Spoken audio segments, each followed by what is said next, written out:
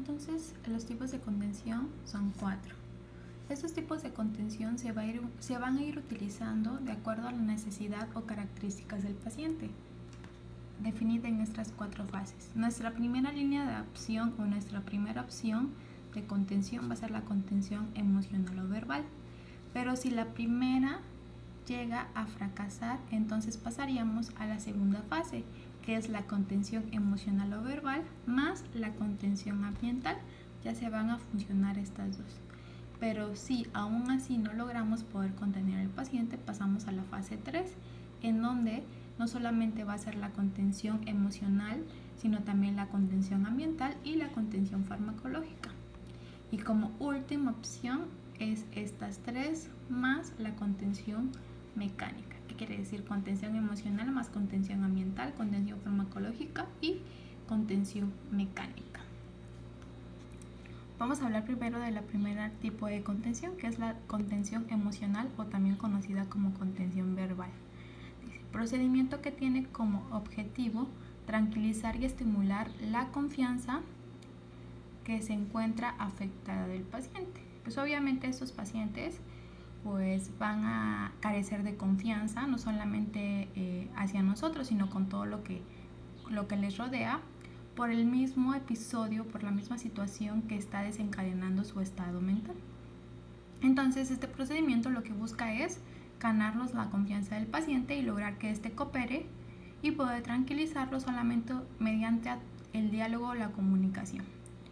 Esta comunicación o esta contención verbal se debe hacer en un lugar adecuado, obviamente donde no haya mucho ruido, donde preferentemente y exclusivamente solamente esté el personal de salud, ya sea la enfermera, con el paciente solamente, para evitar distracciones o factores que puedan estresar al paciente, con una buena iluminación y una buena temperatura también. Esta comunicación con el paciente, ¿cómo debe de ser? Pues debemos respetar al paciente y también su espacio. ¿A qué me refiero con eso? Que cuando esté hablando, pues lo debemos escuchar. No lo debemos de interrumpir, porque si lo llegamos a interrumpir o nosotros nos llegamos a distraer, el paciente va a percibir que no nos importa su opinión. Tenemos que respetar su espacio y mantener cierta distancia, porque si llegamos a acercarnos de más, el paciente lo puede tomar como alguna acción de violencia y pues puede responder a esta. No debemos ser provocativos, debemos ser pacíficos, lo más tranquilo que podamos ser y lo más amistoso, porque lo que buscamos aquí es ganarnos su confianza y lograr que el paciente colabore.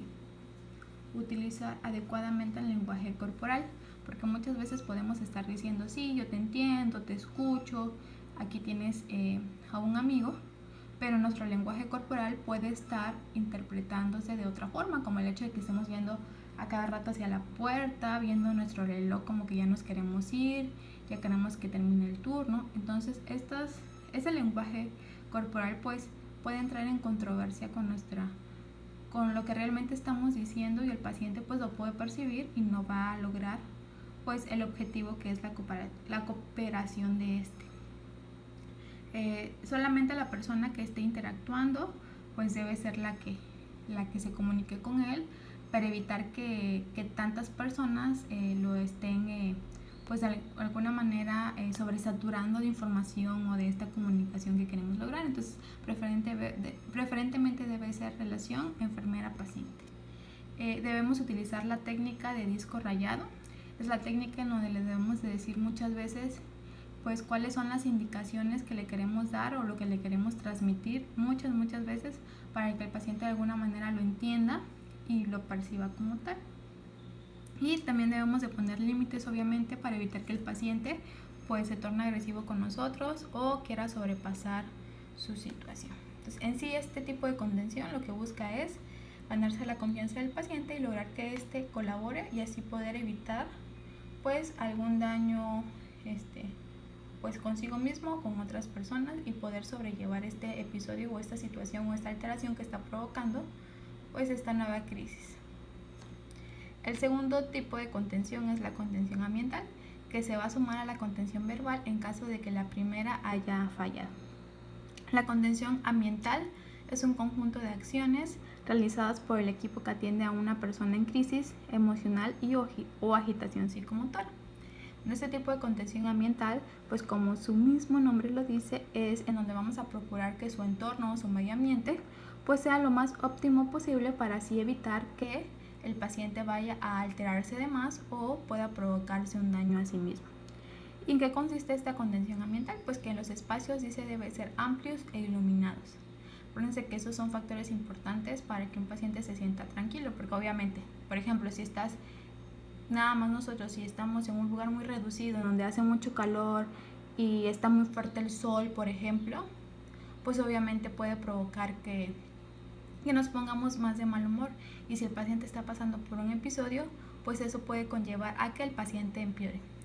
También podemos utilizar la música ambiental, la música de la preferencia del paciente para ayudarlo a tranquilizarlo, es de mucha ayuda. Y que estén pocas personas con él, porque entre más personas, pues mayores factores estresantes y que pueden distraerlo, ¿no? Como tal. Y la tercera es la contención farmacológica. En caso de fallar la contención verbal o emocional más la contención ambiental, pues se tomaría ya como tal la contención farmacológica. Es la contención farmacológica, es un procedimiento clínico que es de tipo invasivo, que contempla administrar una sustancia al cuerpo de la persona agitada. Pues aquí ya es un procedimiento invasivo porque ya vamos a administrar algún medicamento en el organismo del individuo, a comparación de los otros dos, en donde no teníamos que tener precisamente contacto físico con el paciente. En este caso sí lo debemos de tener. ¿Cuál es su objetivo? Pues tranquilizar al paciente y ayudar a que pues logre sobrellevar este episodio que está teniendo. Y vamos a hacerlo mediante una selección farmacológica, es decir, qué medicamento es el que más le conviene a nuestro paciente y cuál es el medicamento que más le va a ayudar. Y para la selección farmacológica debemos de tomar en cuenta estos 6 puntos. La primera es rapidez de inicio de acción, es decir, un medicamento que haga efecto inmediatamente, ¿no? Entre más rápido mejor, porque entre más rápido evitamos menos riesgos. Vía administración, pues lo ideal sería vía oral, pero pues vamos a valorar si el paciente está muy agresivo, pues obviamente no va a dejar ni va a querer que le demos una pastillita, entonces optaríamos por la última opción, que es intramuscular, porque si hablamos de una IV, pues de alguna manera pues es más invasivo como tal y más difícil como tal. Se está moviendo, se está agitando mucho. Duración, es decir, cuánto tiempo me va a durar ese medicamento para que yo valore otras estrategias que me ayuden a seguir tranquilizando al paciente. Que sea un medicamento con bajos riesgos, es decir, que no tenga efectos secundarios como tal, que puedan pues propiciar alguna alteración en mi paciente. Que tenga pocas contraindicaciones y que tenga escasa interacción con otros fármacos. Recordemos que esos pacientes también están consumiendo sus fármacos para su trastorno mental y pues muchos de estos fármacos que nos ayudan a tranquilizar al paciente al interactuar con esos medicamentos pueden ocurrir o desencadenar efectos secundarios. Algunos tipos de medicamentos farmacológicos para la contención farmacológica son los neurolépticos, que el más utilizado es el haloperidol, los ansiolíticos, que es el diazepam, el lorazepam, los anticonvulsionantes como la fenitoína y los antidepresivos. De estos 4, los ansiolíticos son los que más se utilizan en la contención farmacológica.